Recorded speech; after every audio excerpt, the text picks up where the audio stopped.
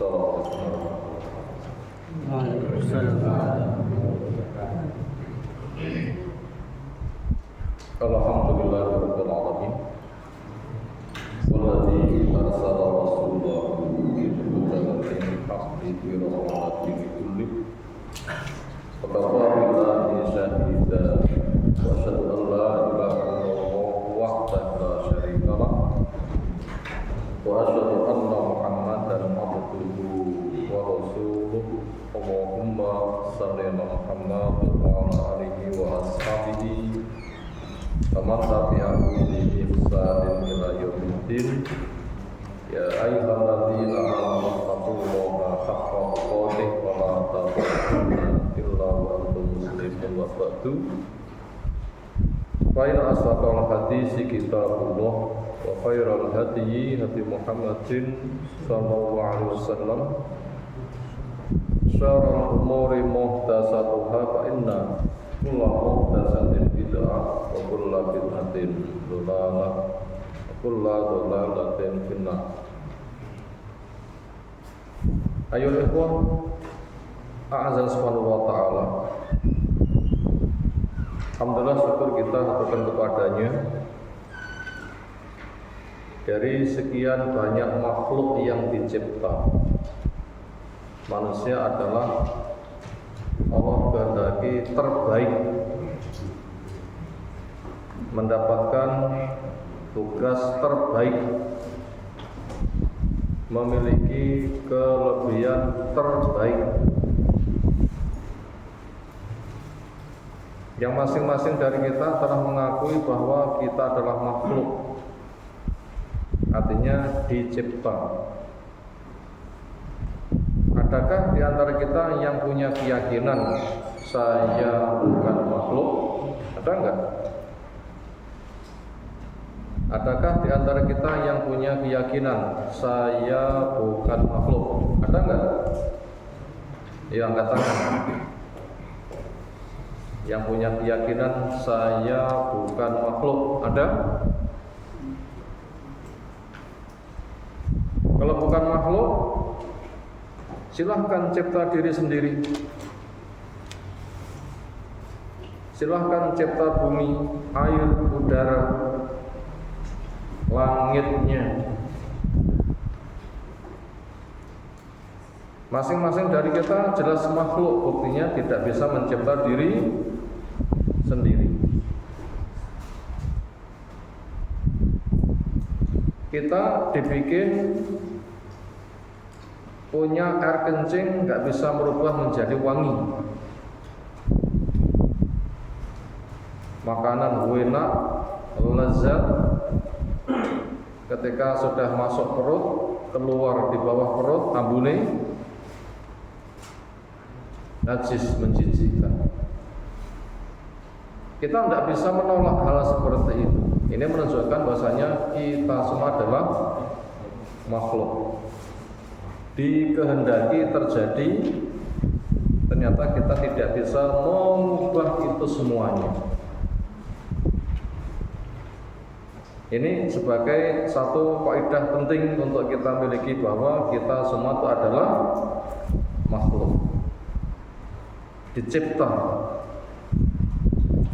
Sementara siapa yang mencipta? Fitrah kita menjawab, ada itu diadakan,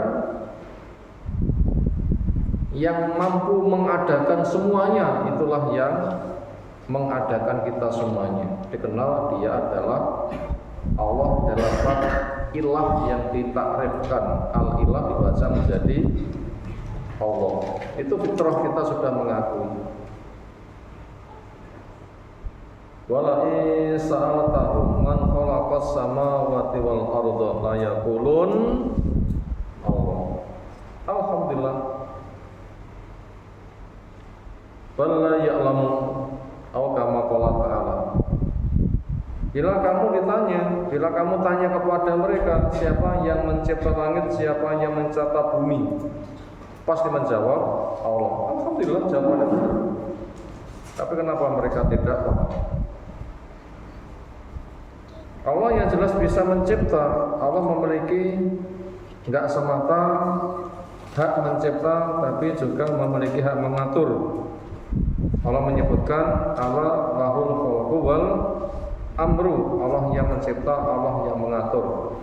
Akhirnya Allah memiliki sifat khaliq mencipta, Allah memiliki sifat amir memerintah.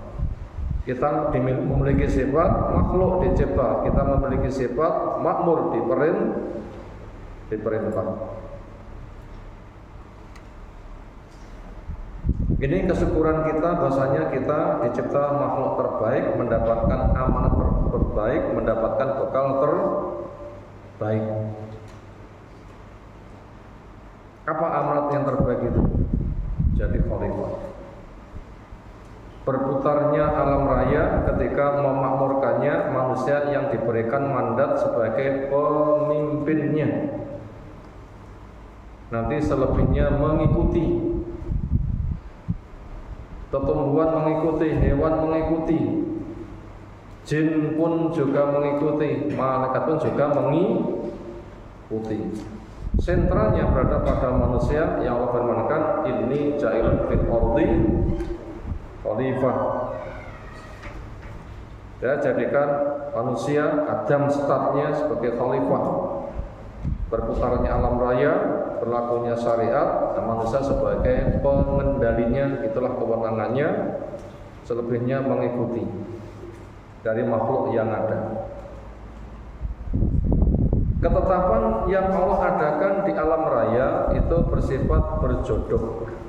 Allah bersumpah was-safai wal watri, demi yang genap, demi yang ganjil. Artinya makhluk itu genap. Apa maknanya genap? Ada itu diadakan. Berarti genap kan? Ada diadakan. Genap kan? Tapi Allah wal watri, demi yang ganjil. Allah itu ada, tidak boleh ditanyakan siapa yang mengadakan. Karena sifatnya ganjil, sifatnya ada. Nggak boleh ditanyakan siapa yang mengadakan. Kalau kita tanya, ada itu diadakan, ini untuk makhluk.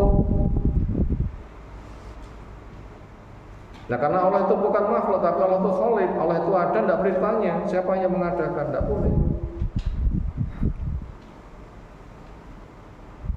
Dan itu menjadi fitrah manusia, ada pencipta, karena ada tidak mungkin terjadi tanpa ada yang mengadakan. Makanya Allah menanya, am khuliqu min ghairi syai'in am khalaqu anfusahum am khalaqu as-samawati wal arda la yuqin.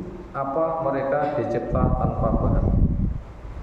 Akal manusia yang cerdas, apakah ada yang menjawab dicipta tanpa bahan?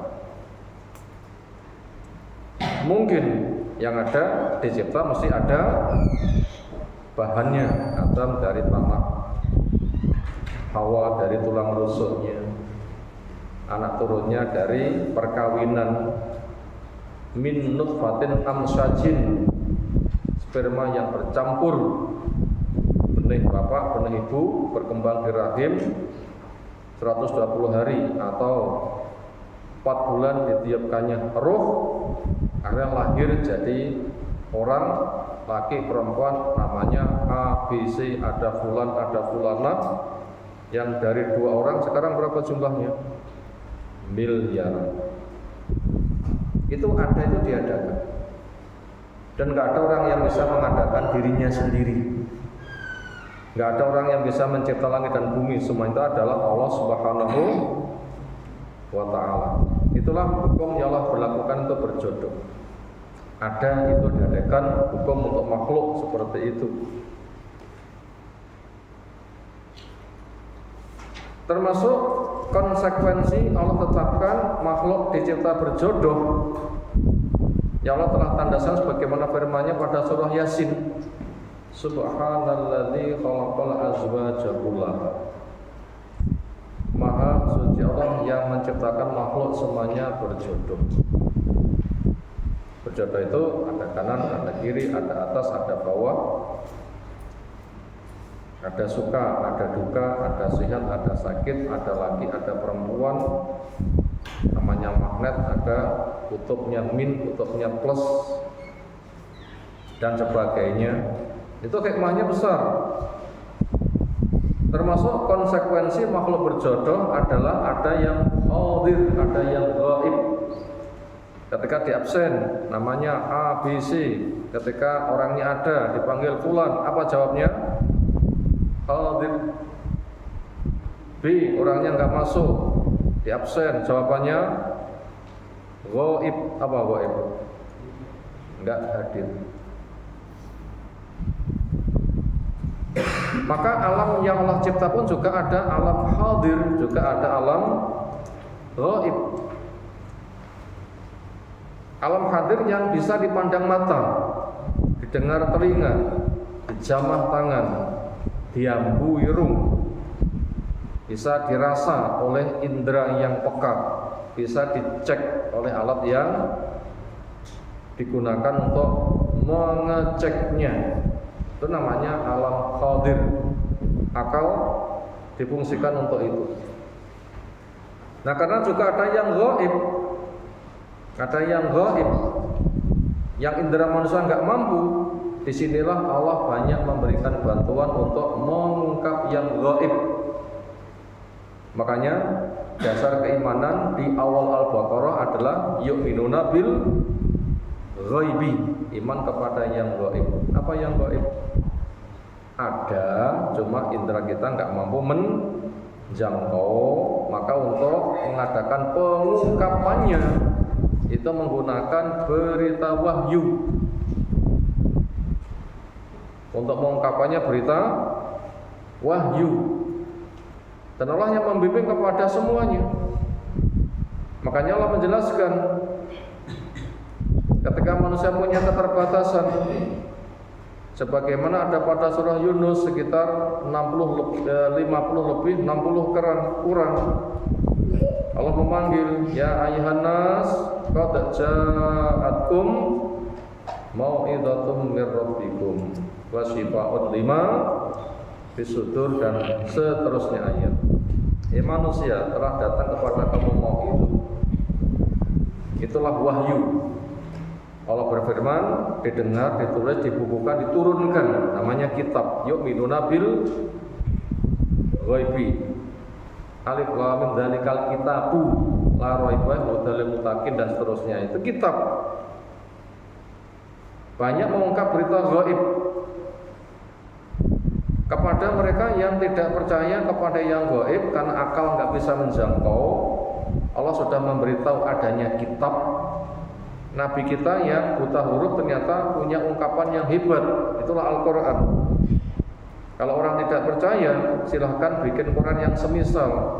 Kayak Nabi kita gak punya pengetahuan baca tulis itu bisa. Kamu sing pinter-pinter kudune luwih iso, maka datangkan kitab yang semisal. Ada manusia membuat kitab semisal Al-Quran? Gak ada. Makanya semua berita gaib itu lewat kitab. Tugas kita paham, menggunakan manhaj. Setelah itu melaksanakan sebagaimana generasi pertama paham dan melaksanakan.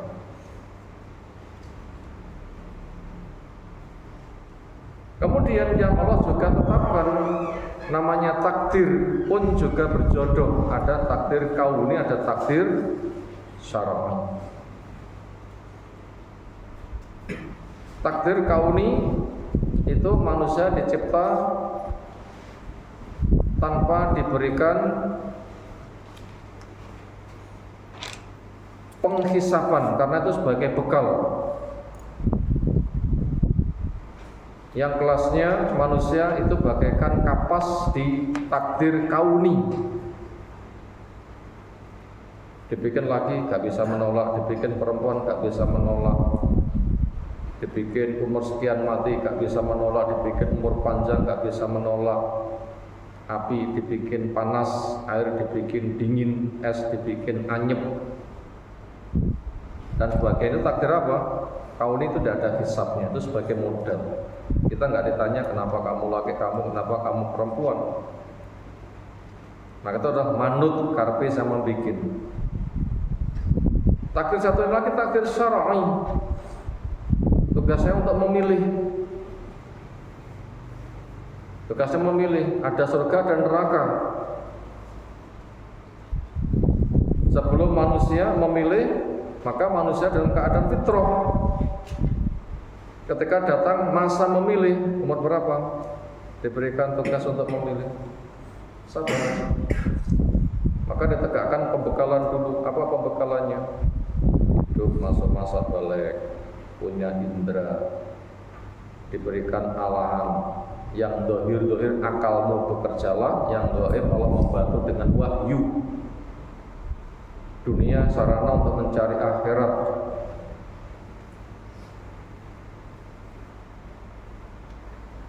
Di sana ada balasan surga neraka.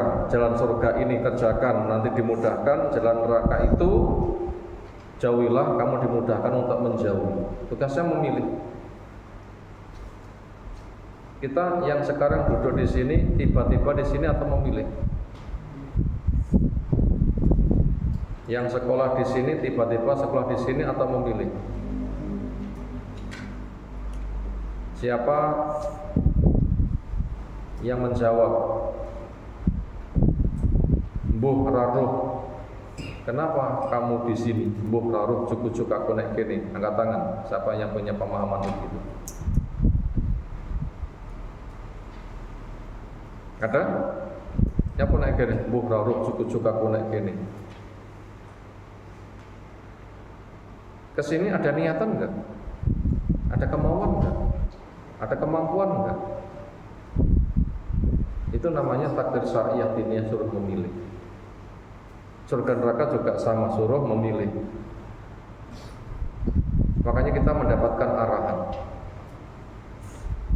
Tugas kita memahami arahan. Kalau paham kebaikan pilihlah, keburukan tinggalkanlah.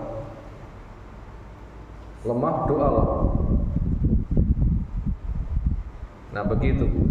Ini penting akidah ini.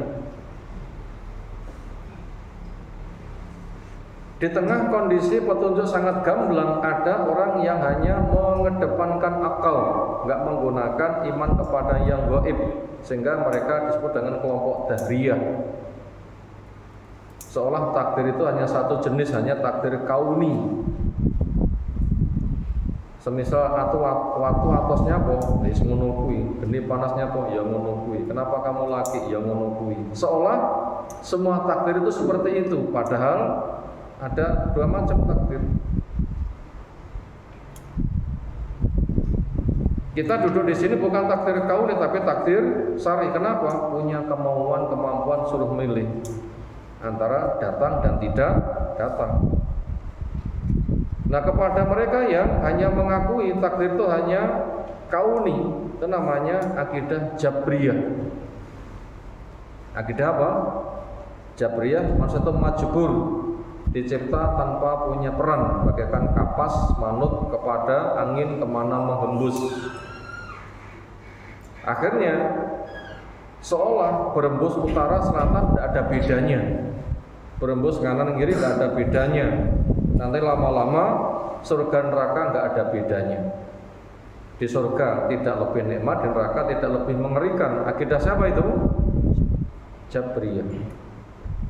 Kalau kita jumpai orang kayak begitu, cari saja waktu tutuk batuke. Lah iyung-iyung loro, apa yang ngamuk? Jangan ngamuk. Nyapa? Kamu memang dicipta ditutuk, saya dicipta untuk nutuk. Kenapa? Karena kamu punya anggapan surga neraka itu sama, nggak ada bedanya. Sehingga nggak butuh untuk berdoa minta surga dijauhkan dari api neraka. Kalau memang pemahaman begitu, rene tak tutuk batukmu, lek menyonyong, nek mati. Kenapa? Saya memang dicipta untuk menyonyong lah gitu loh ya. Yang nutuk memang dicipta untuk nutuk. Ini untuk memberikan bantahan kepada orang yang memiliki akidah apa? Jabriyah. Adakah di antara kita yang ditutuk manut? Kamu enggak kira-kira? Males enggak kira-kira? Kan begitu kan? Makanya resikonya orang itu apabila punya akidah Jabriyah itu tidak ada doa. Kenapa? Surga neraka dianggap sama. Nah begitu. Doa itu dianggap kelemahan. Ini jelas bahaya. Makanya pemikiran kita adalah makhluk dibikin berjodoh, takdir pun juga dibikin berjodoh. Ada yang kauniyah, ada juga yang syar'iyah. Kauniyah itu sebagai modal, syar'iyah itu sebagai pengembangan amanat, tugasnya itu untuk memilih. Nah ketika kita itu melaksanakan tugas, mesti iso atau banyak gak iso nih.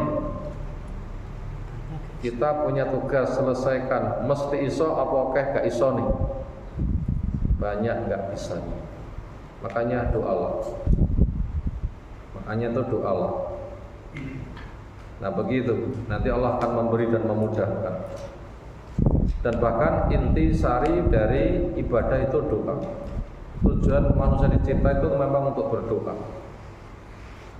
Dalilnya jelas, wa ma khalaqul jinna wal insa illa liya'budun. Allah tidak cipta jin dan manusia itu untuk berdoa. Inti sari ibadah itu apa?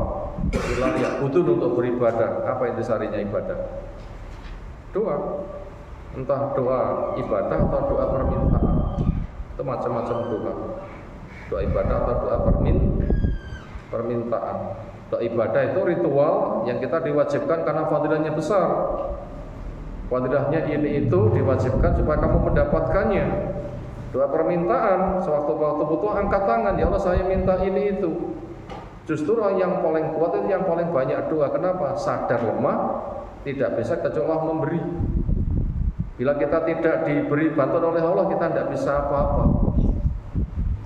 Langit gratis, bumi gratis, udara gratis, air gratis, kesehatan kita rata-rata gratis. Dijal kon gawe dhewe. Pasti tidak bisa. Makanya dibikin lemah itu supaya memperbanyak doa kepada Allah Subhanahu wa taala. Justru yang paling kuat itu yang memperbanyak doa.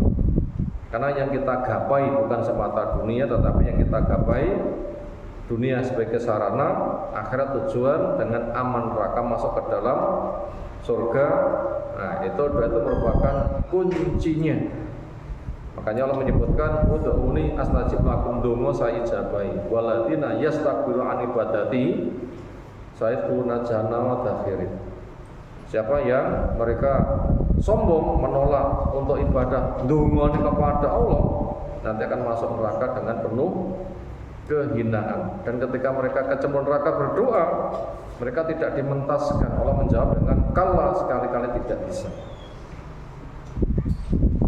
Itu tadi mukadimah yang butuh kita sampaikan untuk menata pemikiran kita semuanya, bahwasanya intisari kita dicipta itu adalah untuk ibadah. Intisari ibadah adalah doa. Kenapa? Karena saking lemahnya manusia, buktinya ketika mati gak bisa menolak, bekalnya itu kurang, sementara nanti harus bertanggung jawab bagaimana kamu bisa aman di alam kubur, dapat baju, payung, minuman di padang mahsyar, bisa melintas di atas jahanam. Nah kemampuan kita tuh tidak ada apa-apanya. Maka yang ada itu adalah doa, doanya para nabi. Dan siapapun ketika menyeberang jahanam, apa doanya? Allahumma salim salim, ya Allah selamatkanlah, selamatkanlah. Berikutnya kita masuk kepada materi pelajaran kita, buku praktis tentang sifat sholat Nabi Sallallahu Alaihi Wasallam. Kita masuk di halaman 21. Poin ketiga, temanya tentang niat. Sebagaimana telah kita pelajari, setidaknya syarat sholat itu ada 6. Ada berapa? 6. Sebelum sholat siapkan dulu 6 hal. Bila 6 sudah siap, silahkan nanti dimulai sholat. Apa 6 hal itu? 1. Dipastikan masuk waktu. Allah sudah memberikan sarana untuk tahu waktu. Matahari sangat pokok. Bila sudah tahu waktu, datang zuhur, datang asar, datang maghrib, datang isya, datang subuh, ada panggilan azan. Nah disitulah akhirnya kita masuk pada syarat kedua, niat. Nanti apabila sudah ada niat, melangkah, bersuci. lalu menyiapkan 3 kesucian, lalu nutup aurat, lalu menghadap kiblat, lalu memulai sholat. Itu sudah 6. Masuk waktu, niat, suci hadas besar maupun hadas kecil, suci 3 hal, badan, pakaian maupun tempat sholat, nutup aurat, menghadap kiblat. 6. Itu syaratnya minimal. Sekarang kita perinci. Di sini niat. Niat itu apa? Mana bahasa niat punya mana al-qasdu. Maksud, al-iradah, kemauan, al-azm, ketetapan untuk dikerjakan. Itu makna bahasa niat. Mana istilah apa itu niat? Qasdul qalbi lirtikabi syai', hati punya maksud untuk melakukan sesuatu. Itu makna istilah qasdul qalbi lirtikabi syai', hati punya maksud untuk melakukan sesuatu. Ada berapa unsurnya? Hati agar punya maksud melakukan sesuatu. Ada berapa unsurnya? Minimal ada 5. 1, hidup. Karena orang mati gak bisa niat. Yang kedua, melek. Wong merem tidur gak bisa niat. 3, sadar. Orang pingsan juga gak bisa niat. Yang keempat, punya kemauan. Dan yang keempat, punya kemauan. Mau melakukan sesuatu atau meninggalkan sesuatu. Lalu yang kelima, ingin melaksanakan kemauannya. Nah, karena niat itu pekerjaan hati, makanya itu bukan pekerjaan lisan. Makanya lisan tidak usah mengungkapkannya. Ya Allah, saya berniat ini itu. Anda tidak usah. Kenapa? Itu pekerjaan hati. Contohnya ada adzan, kita mendengar berarti hidup, kita mendengar berarti melek, kita mendengar berarti sadar. Kesadaran kita dipanggil untuk sholat. Itu zikir yang paling besar, kita menyambut. Ya, saya siap menyambutnya. Itu namanya niat. Setelah itu menyiapkan apa yang menjadi kebutuhannya.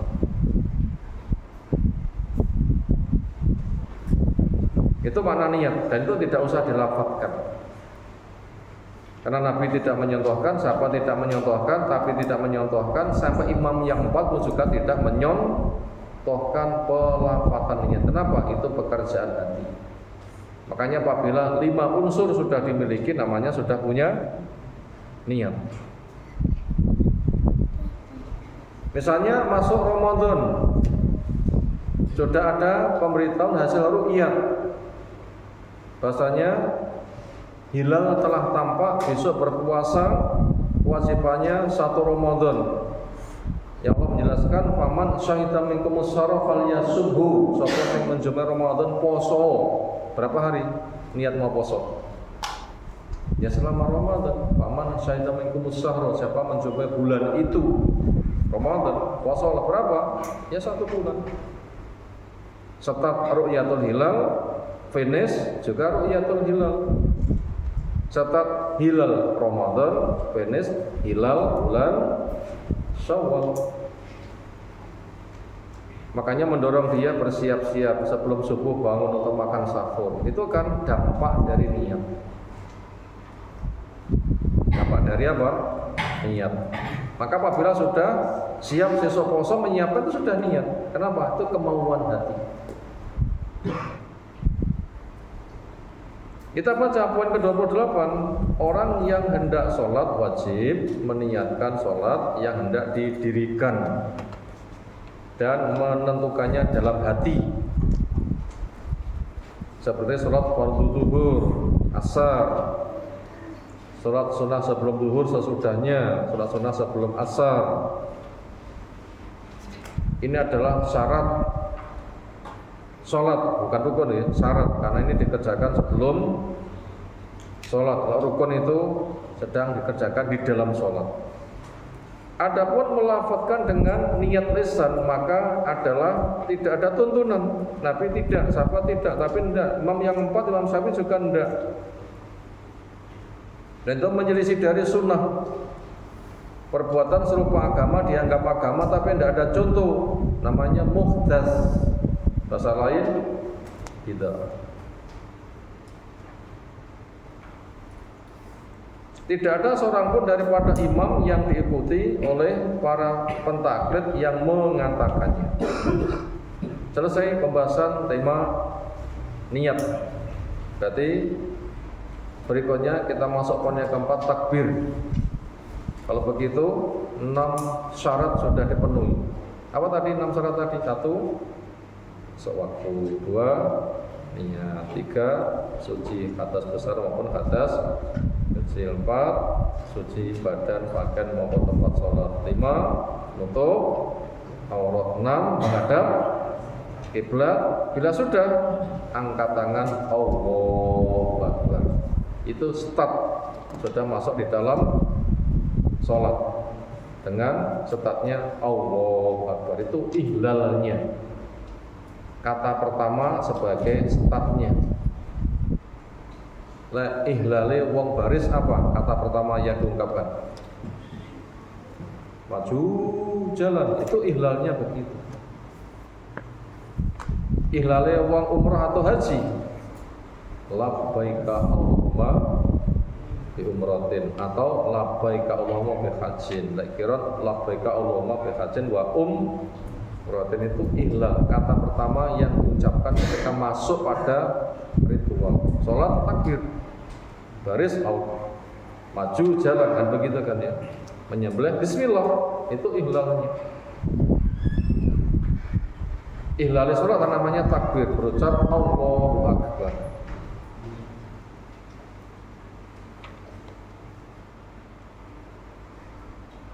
Yang itu termasuk rukunnya juga berdiri, karena ada perintah wa qumu lillahi qanitin. Bila sudah berdiri, itu rukun pertama, sudah lengkap dengan 6 syarat. Ihlalnya dengan Allahu Akbar ini juga termasuk rukun. Orang sholat tidak diawali takbir, ya tidak boleh. Kenapa? Gak ada startnya. Kemudian memulai sholat dengan mengucapkan Allahu Akbar, Allah Dzatnya yang Maha Besar. Ini biasa disebut dengan takbiratul ihram. Apa namanya? Takbiratul ihram. Apa artinya? Takbir pengharam. Berwazan afala yufilu if'alan, semisal aslama yuslimu islaman, asbaha yusbihu isbahan. Itu punya mana atuhul bisyai, masuk pada sesuatu. Ihram berarti masuk pada wilayah haram. Islam masuk Islam, amsa masuk sore, asbaha masuk pagi. Ihram masuk wilayah haram. Karena sholat definisinya ucapan tertentu, perbuatan tertentu dengan kriteria tertentu, diawali takbir, diakhiri salam. Tertentu itu harus ada ketetapannya, nggak boleh ngomong kecuali tertentu, nggak boleh gerak kecuali tertentu. Berarti masuk kepada wilayah yang serba haram, kecuali ada tuntunannya. Masuk di daerah haram, masuk di daerah yang nggak boleh ngamal kecuali ada tuntunannya. Karena orang sholat ucapannya tertentu, perbuatannya tertentu, namanya takbiratul ihram. Takbir yang mengharamkan semua ucapan perbuatan kecuali perbuatan sholat. Makanya ketika masuk pada perbuatan sholat, ngomong nggak boleh sembarangan, berbuat nggak boleh sembarangan. Kenapa? Masuk di dalam wilayah yang ada kriterianya. Ini adalah rukun sholat berdasarkan sabda Nabi SAW. Rukun maknanya bagian yang paling pokok dari sebuah rangkaian, yang fungsinya sebagai pilar. Rumah rukunnya ada berapa? Bagian yang paling pokok menjadi pilar 3. 1, fondasi. 2, pilar penyangga tembok keliling bahkan anak core. 3, atap. 3 itu namanya rukun. Sepeda motor rukunnya berapa? Telu, ban, kerangka, rem mesin ya. Sama, itu rukun, pilar penyangga. Nah, sholat itu suka ada rukunnya. Pertama berdiri, yang kedua takbiratul ihram. Enggak ada berdirinya, udah tuh mampu, enggak sah. Bisa berucap Allahu Akbar, enggak mengucapkan, enggak sah. Kenapa? Itu rukun, pilar penyangga. Enggak mungkin orang itu masang tembok bila fondasinya belum ada. Berdasarkan sabda Nabi sallallahu alaihi wasallam, miftahus shalah at-tuhur wa tahrimuha at-takbir wa tahriluha as-taslim. Miftahus shalah, pembuka salat at-tuhur, bersuci dulu. Ini bersama syarat yang lain. Suci hadas besar, suci hadas kecil, suci badan, pakaian, tempat sholat, masuk waktu, niat, untuk aurat, menghadap kiblat, itu termasuk bagian dari pembukanya. Syaratnya dimiliki dulu. Wa tahrimuha at-takbiru, dan pengharamnya tahrim. Artinya bila sudah berucap pengharamnya takbir. Bila sudah berucap Allahu Akbar, haram berucap sembarangan, haram berbuat sembarangan. Yang ia ucapkan tertentu, yang ia perbuat tertentu, di luar yang ditentukan haram dikerjakan. Namanya takbiratul ihram. Maka dikatakan at-tahrimuha at-tahrim. Pengharamnya at-tahrimuha takbir. Pengharamnya adalah takbir. Namanya takbiratul ihram, takbir pengharaman. Haram sembarangan ngomong, haram melakukan sembarangan, itu tidak boleh karena sudah ditetapkan. Wa tahlilu, dan tahlilnya, penghalalnya, yang dianggap sudah selesai, yaitu salam. Itu dasar bahasanya takbiratul ihram itu adalah rukun. Berikutnya 30. Tidak meninggikan suara takbirnya pada semua sholat kecuali bila dia adalah sebagai imam. Tidak meninggikan suara takbirnya pada semua sholat kecuali dia sebagai imam. Isinya zikir dengan tanda bibirnya bergerak, ma taharokat bihi lisanah, selagi dua bibirnya itu bergerak sehingga tidak usah untuk dikeraskan kecuali dia sebagai imam. Tapi untuk suatu kesempatan boleh dikeraskan bacaan, misalnya surat mantu walaupun sendirian boleh dikeraskan. Karena Nabi SAW ketika di Mekah, ketika surat itu suaranya dikeraskan sehingga Sindan Jobo ngerungok nih. Tokoh-tokoh kafir jumlahnya 3 itu nguping. Apa nguping itu? Pasang telinga mendengar apa yang dibaca Nabi. Ketika mereka sudah selesai, lalu ketemu di jalan, saling tanya, kok ngendi? Saling menutup rahasia. Akhirnya ada yang mendesak, kudu cerita. Ketika didesak, akhirnya mereka siap cerita, tapi syarat apa? Rahasiakan. Akhirnya mereka ketika kompak. Dari mana? Dari ngrungokne apa sing diwaca Muhammad. Loh, kok podo?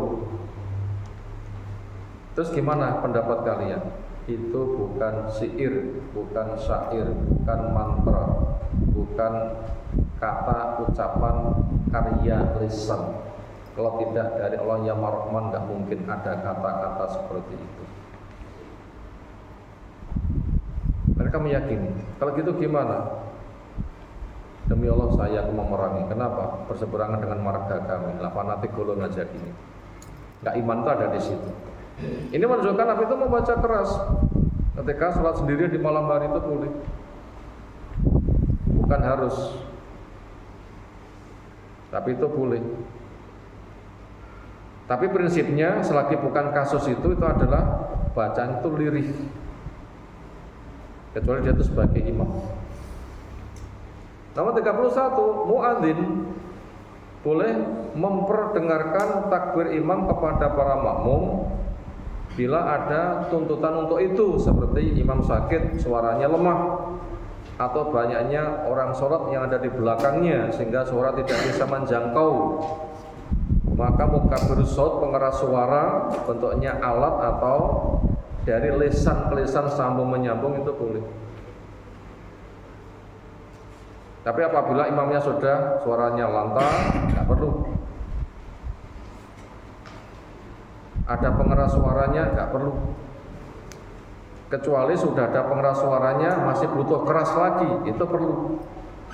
Di Haramain Mekah Madinah bisa gitu. Ya silakan anda dulu. Kita jeda sejenak, soalnya nanti kita sambung.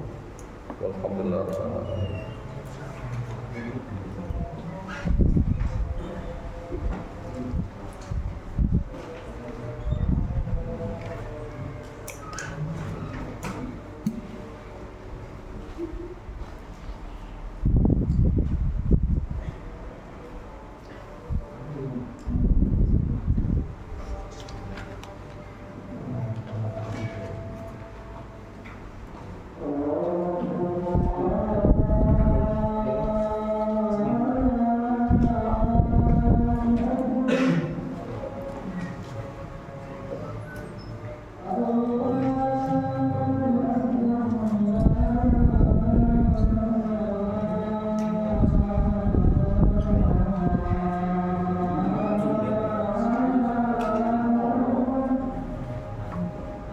Nunut wifi ini.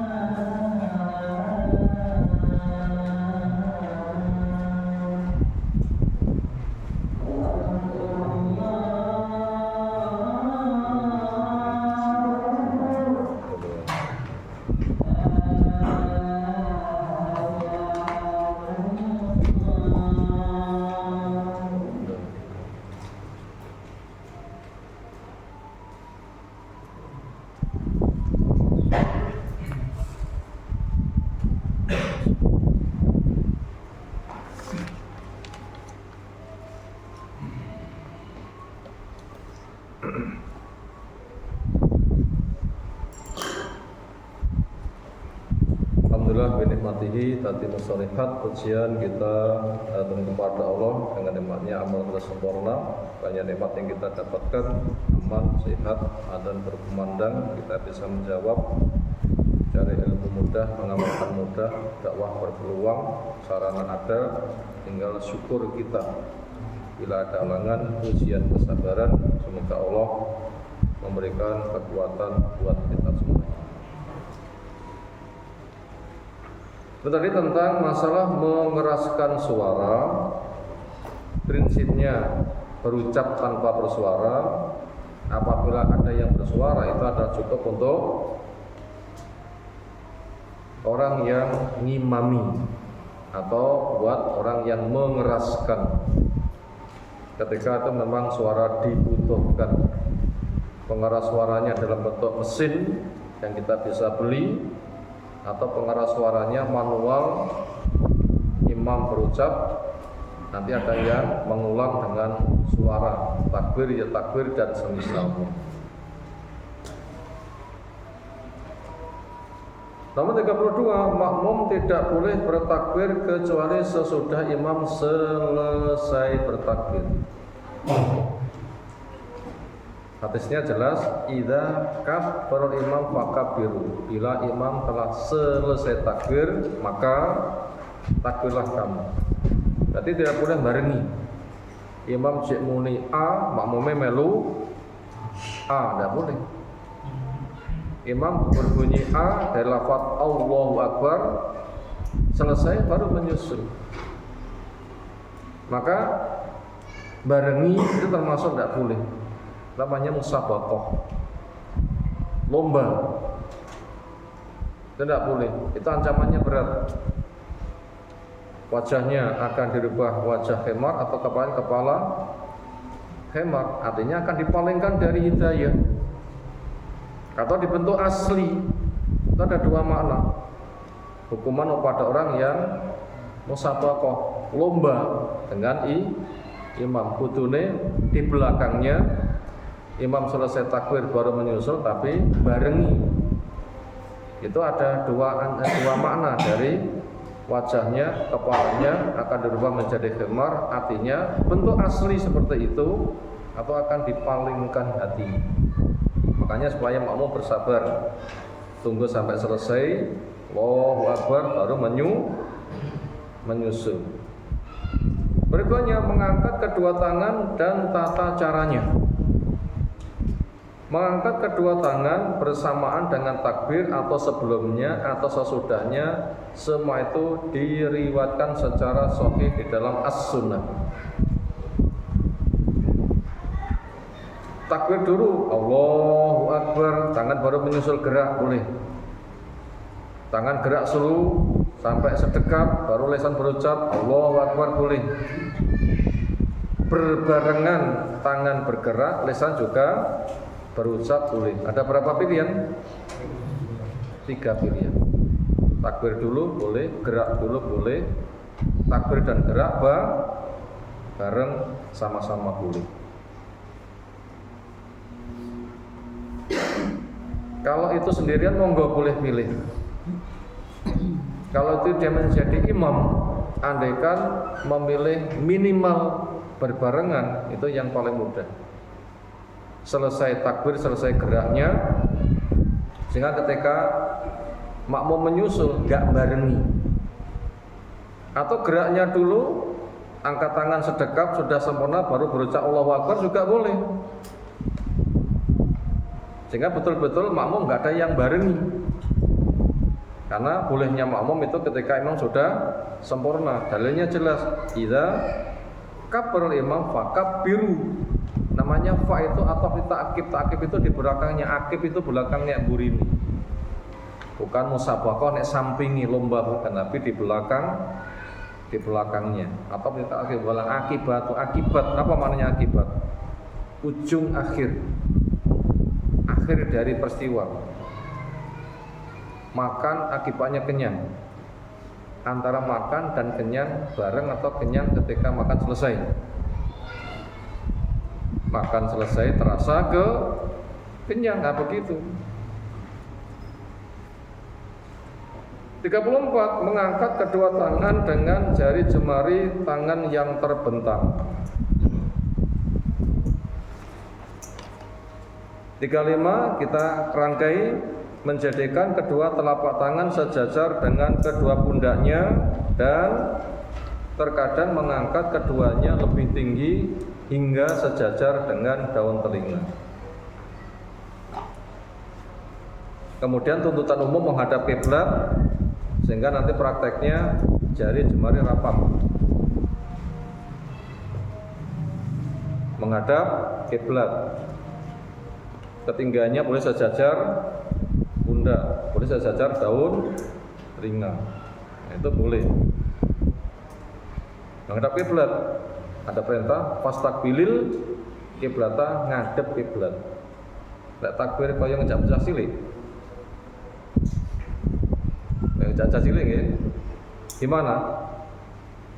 Mana kiblat? Atau kadang karena tunduk malah ngene.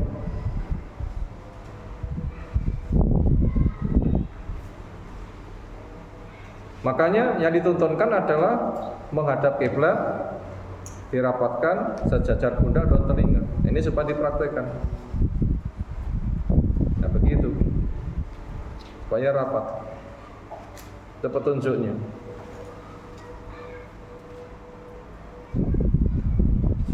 Kemudian masalah ketinggiannya dua pilihan, sejajar pundak atau daun telinga. Berikutnya meletakkan kedua tangan dan caranya. Kemudian meletakkan tangan kanan pada tangan yang kiri selepas takbir. Ini termasuk sunnah para Nabi SAW dan Rasulullah SAW memerintahkan para sahabat radhiyallahu anhum untuk melakukannya, maka tidak boleh melepas kedua tangannya. Akhirnya setelah itu nanti sedekap. Angkat tangannya satu-satu atau bareng. Yarfa'u yadaihi itu lafaz dalilnya, mengangkat dua tangan. Berarti dua tangan sebagai objek maf'ul yang terangkat. Angkat dua yang cekel loro diangkat sekalian, berarti langsung, bukan satu-satu. Nanti sedekapnya malah ngene, nyusul ngene, diputer.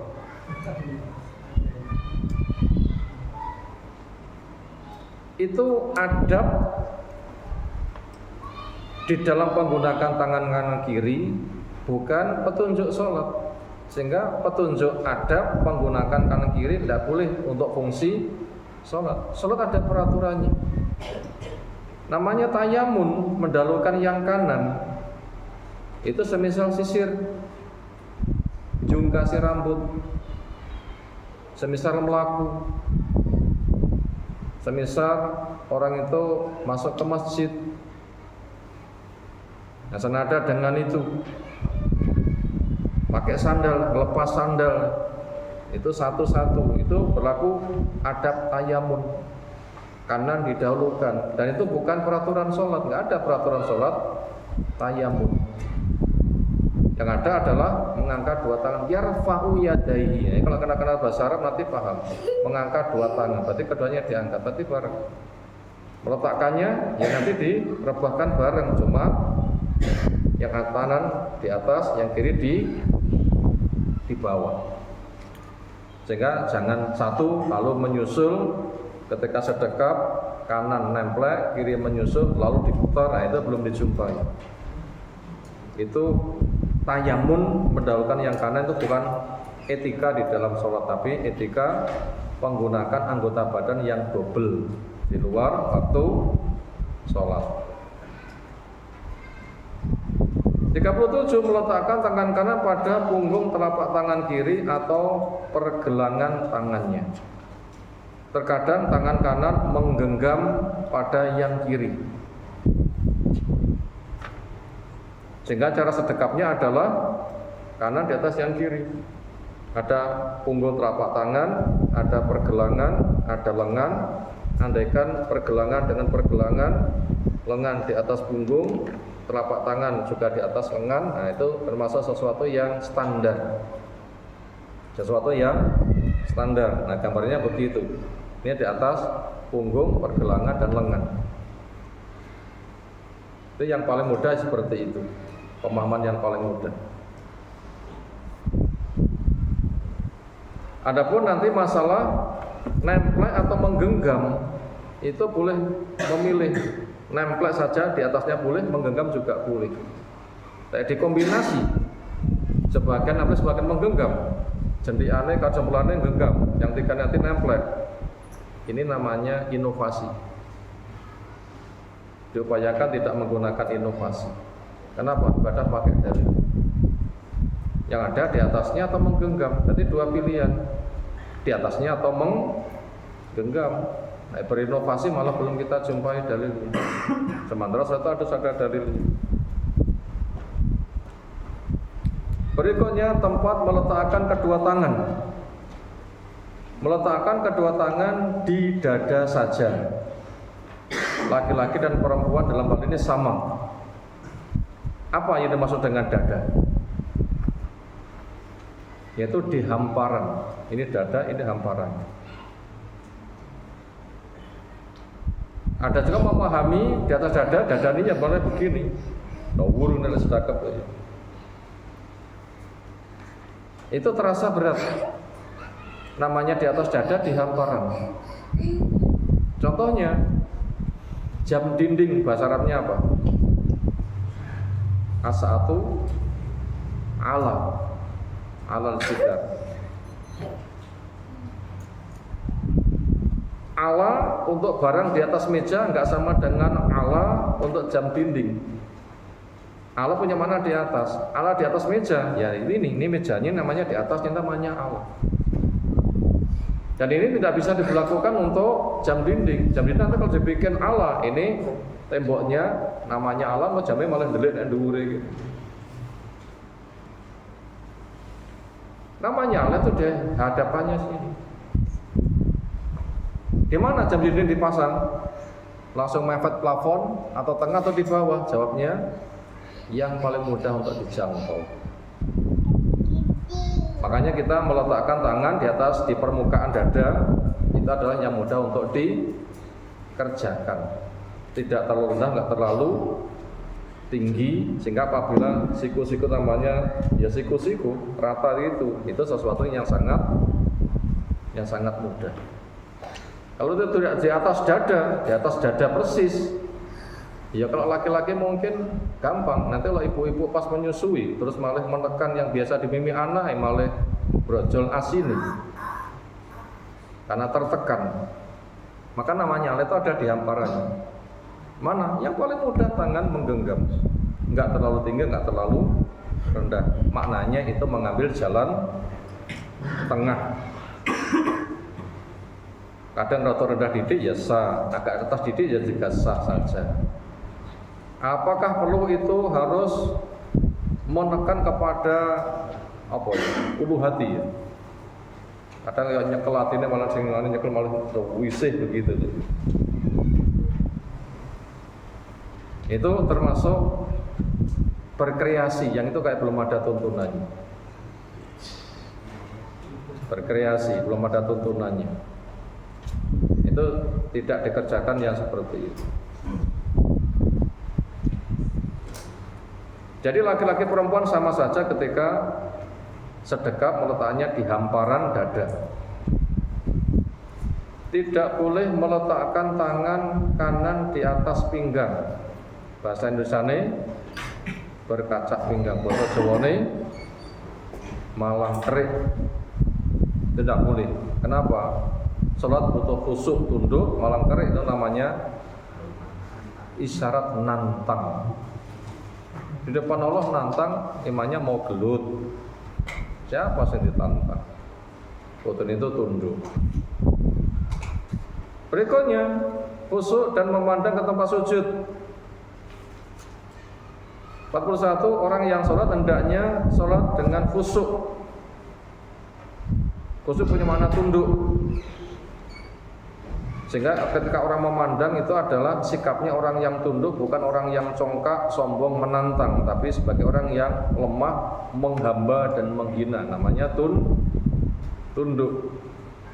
Dan menjauhi segala yang dapat melalaikan dari sholatnya, termasuk hiasan-hiasan, ukiran-ukiran di dinding. Tidak sholat saat makan sedang terhindang sementara dia sangat berhasrat. Tidak sholat dalam keadaan menahan buang air kecil dan buang air besar. Yang bisa melalaikan kekhusyukan dihindari. Yang bisa melalaikan mata apa? Gambar-gambar sing terlalu memancing perhatian. Makanya sajadah polos, alhamdulillah polos. jajate keramen, nanti ketika nyawang itu wah ya telaten ning gambar ngono. Oh malah kena pikirannya lagi. Kok sarungnya capek rong dicopot, yo sarungmu anyar, malah ngono barang pikirannya. Kadang kok pendukungnya ABC ketika pakai kaos nek gambare tokoh wih ngono. Iki musuhku, kadang ngono barang pikirannya. Rena nanti mah. Kadang bajone batik keramen dan sebagainya, itu butuh untuk dihindari. Kenapa? Bisa melalaikan.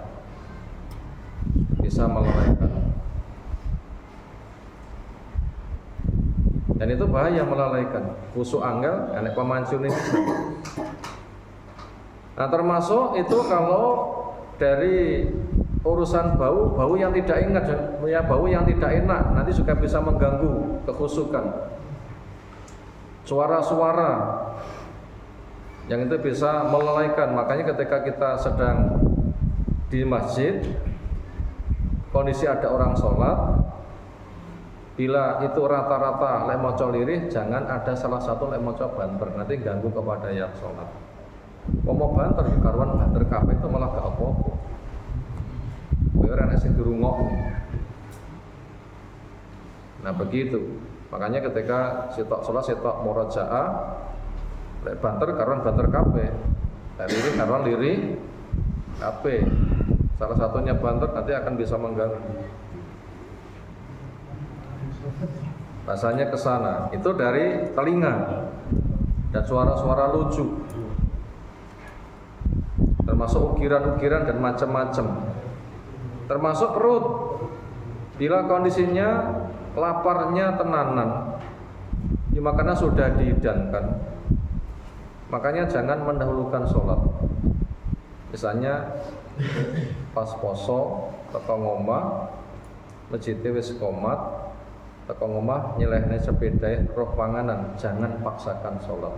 Nyapa potenge panggah kecantol apa? Kecantol panganan. Termasuk ketika buang hajat, tuntaskan. Ojo nguyak jamaah, wayahe ngetap gak ditap. Wayahe metu gak ditokane malah kluget-kluget. Nah, ini bahaya. Tuntaskan kencingnya, beraknya tuntaskan. Ojo separuh ditugel, wah bahaya nanti. Nah, beresiko itu. Tuntaskan. Tapi bila punya persiapan, siapkan dulu. Tapi apabila keadaannya mendesak, begitu teko, ternyata sudah sholat, sementara dia ada tuntutan buang air kecil, tuntutan buang air besar, atau sangat lapar, itu tuntaskan. Wah, nanti kalau gitu ya kehilangan jamaah. Jawabnya tidak. Karena masing-masing itu ketaatan. Niatannya jelas berjamaah, ada halangan, tuntaskan dulu, menuntaskan juga ada perintah. Tujuannya untuk kekhusukan.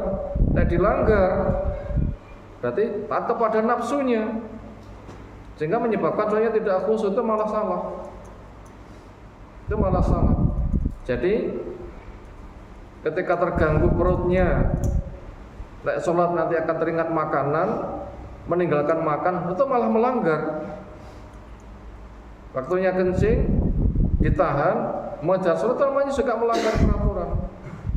Makanya yang taat, makan tuntaskan, buang air kecil tuntaskan, buang air besar juga tuntaskan. Ini sudah selesai, sholatnya sudah selesai, nanti sholat sendiri nanti dianggap jamaah, dianggap berjamaah.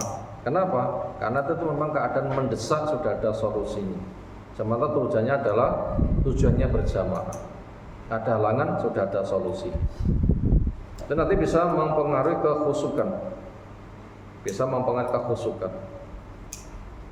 Kalau kita baca yang lain tentang orang yang berjamaah, ada yang dapat sempurna, ada yang dapat separuh, ada yang ketinggalan total. Gimana nilai 3 orang itu? Bila niatnya sama ketiga-tiganya, apa? Berjamaah, mengejar berjamaah. Masing-masing kerja keras. Yang satu usahanya sukses, yang satu ada halangan separuh, yang satu ada halangan total. Apa contoh halangan total? lewat jembatannya putus.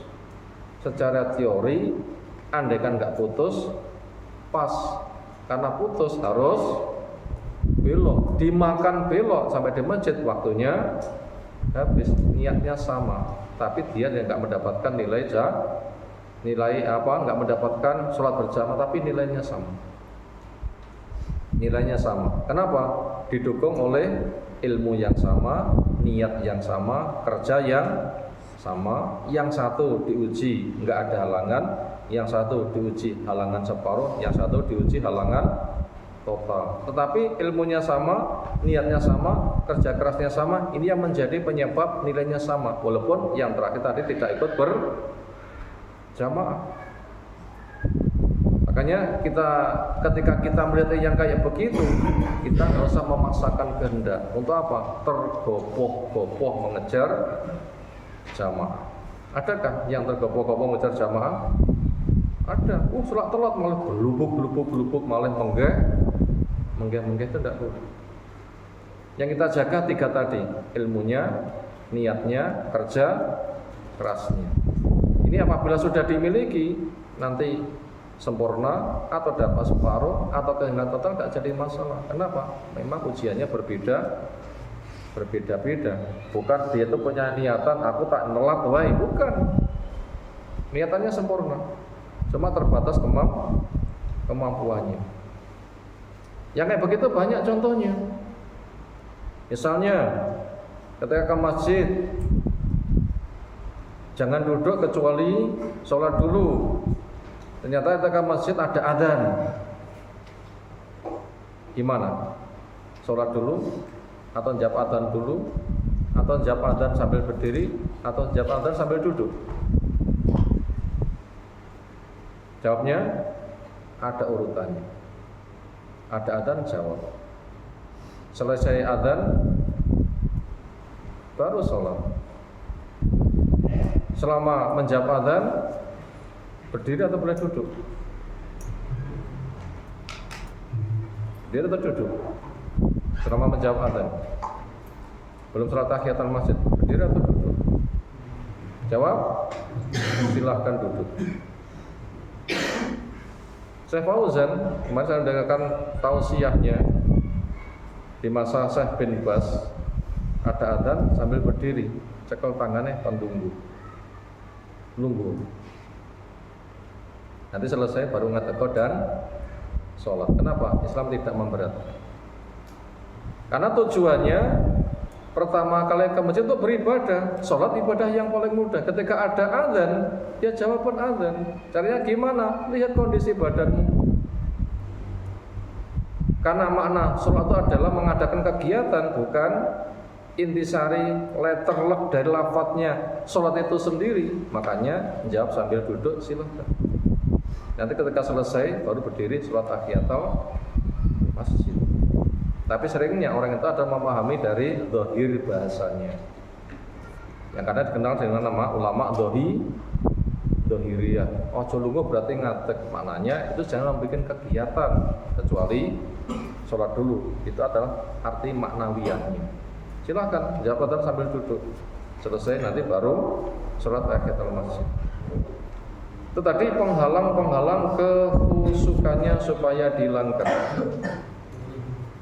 Kita berikutnya 42. Saat berdiri, orang yang sholat memandang ke tempat sujud, ini arah pandangan yang paling banyak. Kemana? Ke tempat sujud, tapi boleh ke depan. Boleh ke depan. Kenapa? Melihat geraknya imam.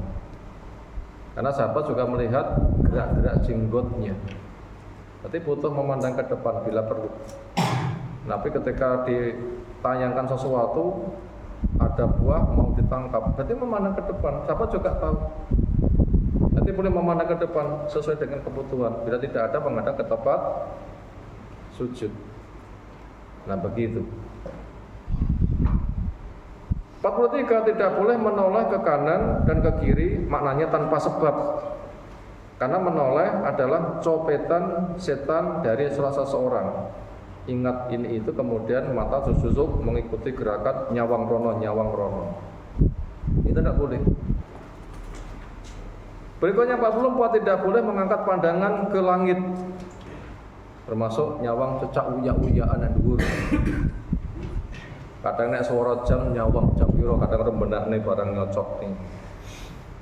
Enggak boleh gitu. Makanya orang yang melihat ke atas tanpa sebab itu ada ancaman. Apa enggak khawatir matanya enggak iso direm nih gara-gara terbuka suasane melorok nyawang yang dhuwur. Enggak khawatir lek enggak kena direm. Artinya enggak boleh tanpa sebab. Tapi kalau ada sebab boleh. Imamnya salah, Dilekne subhanallah, bangga salah, subhanallah, bangga. Itu boleh noleh. Melihat ke belakangnya ada apa? Nanti memberikan isyarat. Karena pernah Nabi Islam itu ada sebuah acara nggak bisa ngimami, yang jadi imam itu Abu Bakar. Nabi datang, mereka memberikan peringatan. Subhanallah, maknanya pemberitahuan Nabi datang. Ketika bolak-balik, akhirnya Abu Bakar malah noleh. Itu namanya noleh yang ada perlu. Noleh yang ada perlu. Akhirnya ketika noleh diizinkan Nabi terus loh. Boleh yang kayak begitu. Itu namanya noleh itu ada perlu. Bila tidak termasuk copetan. Siapa yang bisa dicopet setan? Siapapun bisa dicopet. Kenapa? Ketika setan itu membisikkan, ingat ini, ingat itu. Kadang kalau itu ada bayana, akhirnya mata mengikuti. Kadang tanpa disengaja malah rotok nyawang roh. Siapapun bisa terganggu. Lek disengaja itu tidak boleh. Lek nggak disengaja itu namanya keterbatasan. Andaikan itu dikatakan salah, tapi itu tidak sampai membatalkan sholatnya, cuma itu perbuatan makruh. Satu poin lagi tentang doa istiftah. 45 kemudian membuka bacaan dengan membaca sebagian dari doa-doa yang diriwayatkan secara sahih dari Nabi sallallahu alaihi wasallam yang jumlahnya banyak. Di antara yang paling masyhur doa istiftah berikut. Jadi boleh wajah wajhiya, boleh Allahumma ba'id baini, boleh Allahu akbar kabira, boleh juga ini termasuk paling masyhur secara periwayatan. Mungkin kurang masyhur di telinga kita. Yang paling masyhur buat kita apa? Allahumma ba'id baini. Rata-rata di mazhab Syafi'i yang paling masyhur apa? Allahu akbar kabira. Dulu kecilan kita yang paling masyhur apa? Wajahku wajahiyya. Masyhur secara periwayatan ini. Bukan masyhur versi siapa, tapi maksud secara periwayatan. Apa itu? Subhanaka Allahumma wa bihamdika wa tabarakasmuka wa ta'ala jatuka wa la ilaha ghairuka. Maha suci Engkau ya Allah, pujian milikmu. Maha suci namamu. Maha tinggi kemuliaanmu. Tidak ada yang diibadat dengan benar kecuali hanya Engkau saja. Ini buat kita mungkin asing, tetapi secara periwayatan paling masyhur. Kenapa kita ke orang masyhur mungkin nggak banyak disampaikan? Kenapa? Ya memang kemampuan orang itu memang berbeda-beda. Berbeda-beda. Andaikan pilih yang ini silahkan, pilih yang lain silahkan. Kadang ini sama-sama boleh. Perintah mengucapkannya dari Nabi SAW diriwayatkan secara sahih, maka sepatutnya ia jaga. Adapun yang ia baca apa, itu diantaranya ada pilihan-pilihan, boleh memilihnya kadang ini kadang itu sesuatu yang diizinkan. Demikian yang kita sampaikan malam hari ini. Tanggapan silahkan. Nah, saya kemarin tuh tahu orang sholat masbuk, datangnya itu di shop yang paling belakang. Setelah imam salam, yang masuk tadi menyempurnakan kekurangannya. Kemudian ada santri yang mengambilkan sutra panen. Kemudian ada lagi yang mendatang juga masuk terus makmum kepada si masuk yang pertama tadi. Setelah imam ini selesai, ya sutra ini digeser, ditaruh di depannya yang masuk yang belakang ini kan.